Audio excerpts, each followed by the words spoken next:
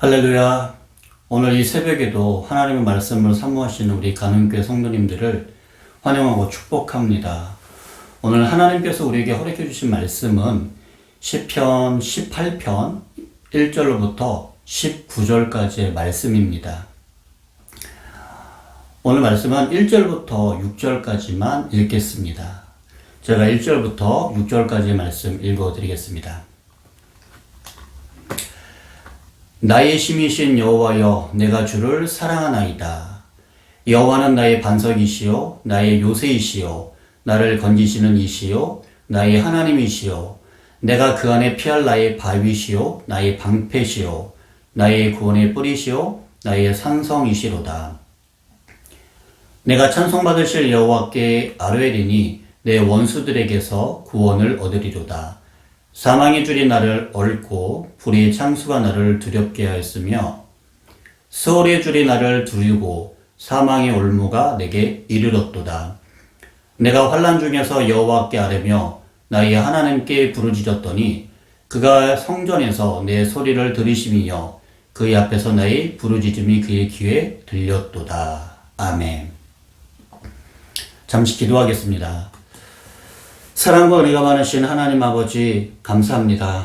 오늘 이 새벽에도 하나님의 말씀을 사모하여 각자 이 처소에서 자리에서 예배드리는 우리 가는교회 성도님들 기억하여 주시고, 하나님께서 성령의 감화감동 역사하신 가운데 하나님의 말씀을 볼 수 있는 눈과 들을 수 있는 귀를 허락하여 주시고, 말씀을 통해서 큰 위로와 힘과 능력을 얻을 수 있도록 은혜를 허락하여 주옵소서. 주님, 부족한 사람이 또한 말씀을 전합니다. 혀와 입술을 증거하여 주시고 올바른 말씀만을 증거할 수 있도록 도와주시옵소서.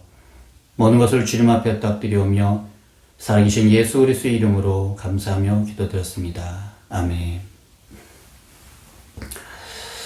오늘 본문은 어린 목동 시절 이스라엘의 새 왕이 될 죄로 기름 부음을 받은 이후부터 이스라엘 민족을 근동의 강대국으로 세우기까지 파란만장한 인생 역경을 겪었던 다윗이 과거 하나님의 구원 역사를 회고하면서 하나님의 은총을 찬양한 시입니다. 본문이 언제 지어졌는지는 정확하지 않지만 여호와께서 다윗을 그 모든 원수와 사울의 손에서 구원하신 날이라는 표제에 비추어 볼 때 적어도 다윗이 왕이 되어서 정복 정쟁을 완료하여 더 이상 이스라엘 대적들을 대적할 자들이 없었던 다윗의 통치 중반 이후로 여겨지고 있습니다. 또한 본시는 약간의 문장의 변형을 제외하고는 사무엘하 22장에 그대로 나타나고 있는데, 이는 본시가 다윗의 말년에 가까운 때에 기록되었음을 우리에게 잘 알려주고 있습니다. 사실 본서는 본래 사무엘하 22장에 수록된 것을 시편의 편집자들이 공중 예배 시의 낭독에 적합하도록 약간 변형시킨 것에 불과합니다. 이러한 본시를 보면 일평생 전쟁터에서 살다시피 한 용사로서의 다윗이 힘에 넘치는 기계와 숱한 전쟁에서의 승리를 경험해 보지 못한 사람은 결코 흉내낼 수 없는 호탕함으로 부르는 승리의 계가입니다.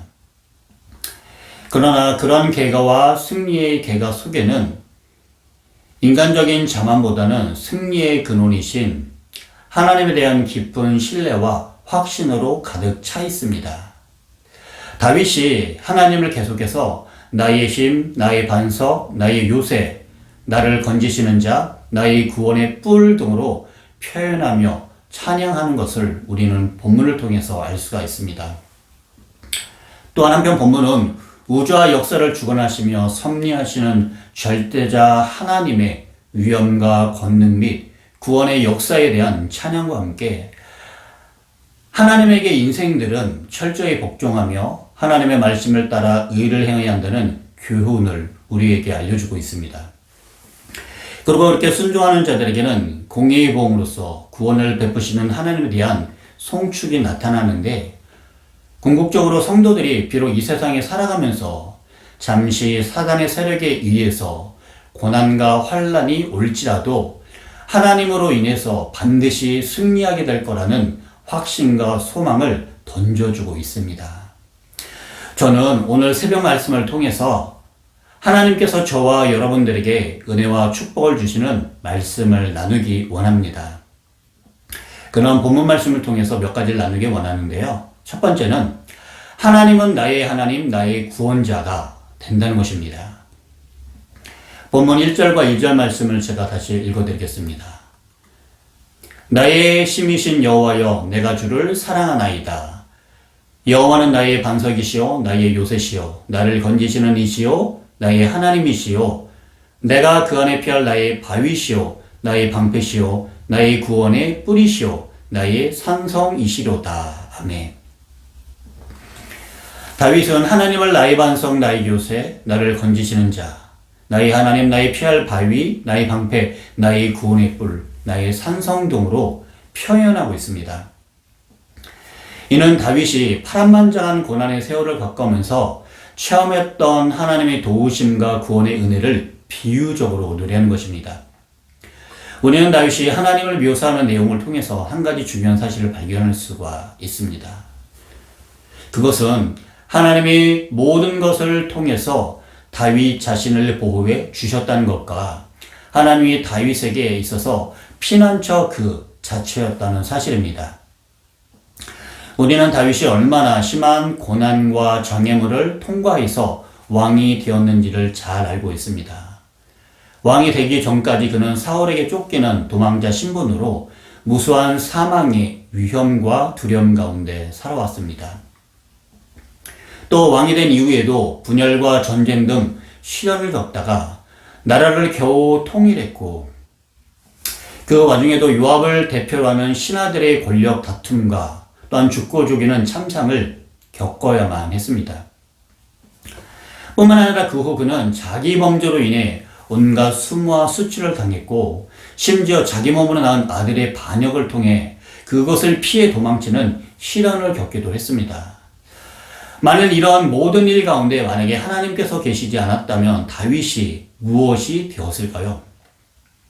아마도 우리 기억에 존재할 수 없는 일개 목동으로 살다가 생을 마쳤든지 아니면 조금 인기를 누리다가 왕인 사울의 시기를 받아 그에게 죽음을 당했든지 왕이 되어서도 온갖 위기와 시련 속에서 자기 왕자를 지키는데 급급한 나머지 초라하고 불안한 인생을 살다가 생을 마감했을 것입니다.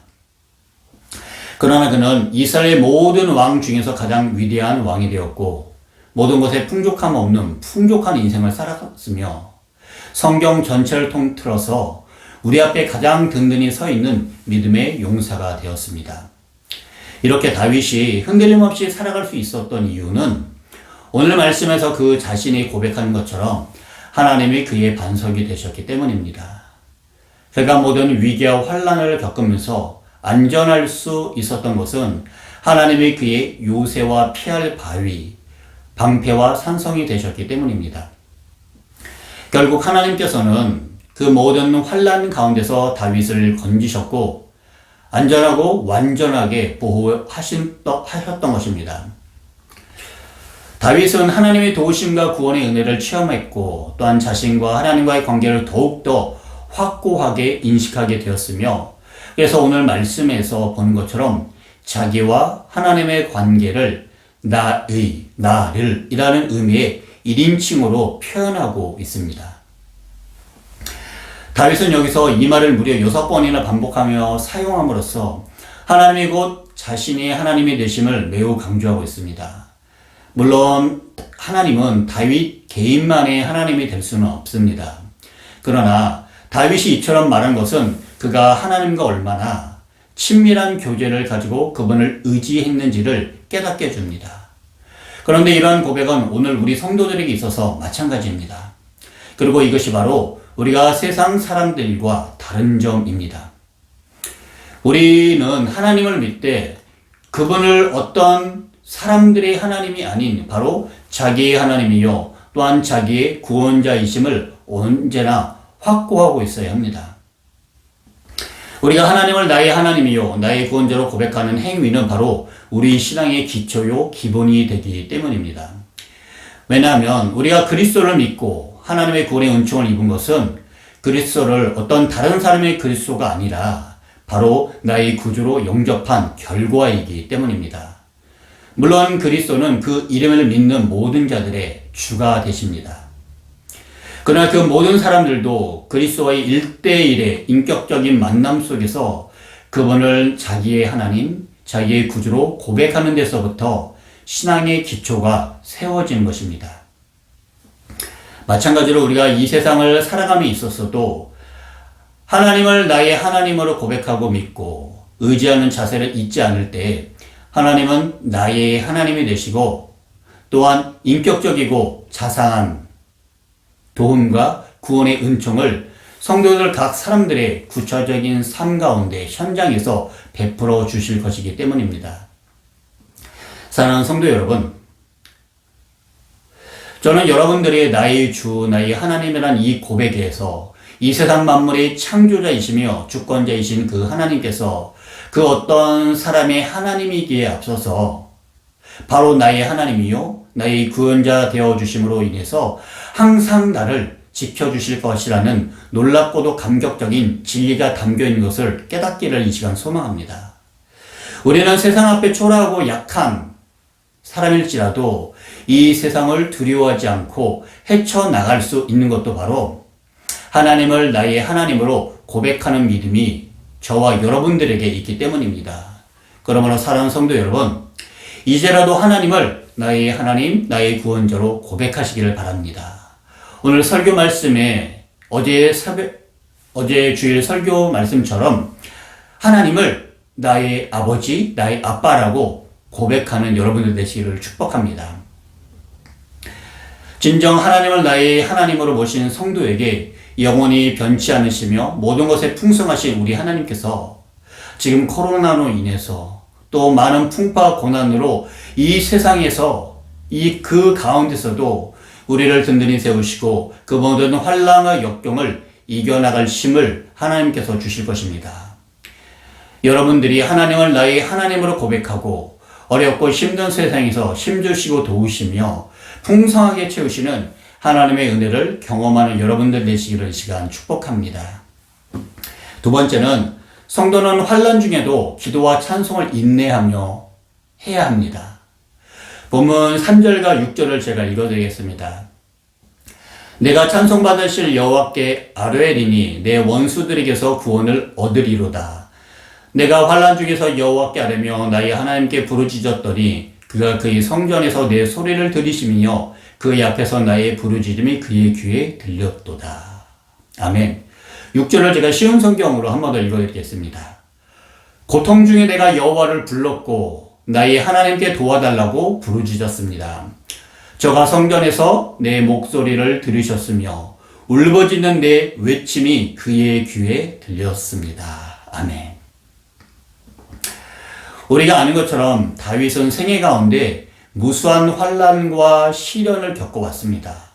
그러나 그는 그 모든 순간 어려움 앞에서 굴복하지 않고 하나님을 원망하는 자세를 취하지 또한 않았습니다. 오히려 다윗은 그 모든 상황 속에서도 본문 말씀처럼 기도와 찬송을 쉬지 않는 삶을 살았습니다. 우리가 아는 것처럼 다윗의 시 가운데 대부분은 다윗이 평안할 때보다 쫓겨 도피 중에 있을 때나 고난과 위기 가운데 처해 있을 때 지은 것들입니다. 이 모든 사실들을 통해서 우리는 진실한 성도는 환난과 시련 중에 도리어 하나님을 찬송하고 기도하는 것을 우리는 알 수가 있습니다. 여러분, 우리가 욥기서를 통해서 욥을 바라보십시오. 그는 자기가 가진 소유와 재산, 자녀와 가정 그 모든 것들을 하루아침에 잃어버리는 혹독한 시련을 겪게 되었습니다. 그렇지만 그 상황 속에서도 그는 이렇게 고백했습니다. 욥기 1장 21절에 보게 되면 내가 모태에서 알몸으로 나와 싸운즉 또한 알몸이 그리로 돌아갈지라 주신 이도 여호와이시요 거두신 이도 여호와시오니 여호와의 이름이 찬송을 받으실지이다. 아멘. 또한 사도 바울은 제1차 전도 여행에 이어서 제2차 전도 여행에서는 성령님의 인도함으로 인해서 유럽으로 향하게 되었습니다. 하나님의 뜻에 따라 들었던 유럽의 첫 번째 성인 빌립보에서 사울은 복음을 전하며 자기의 사역을 성실하게 감당했습니다.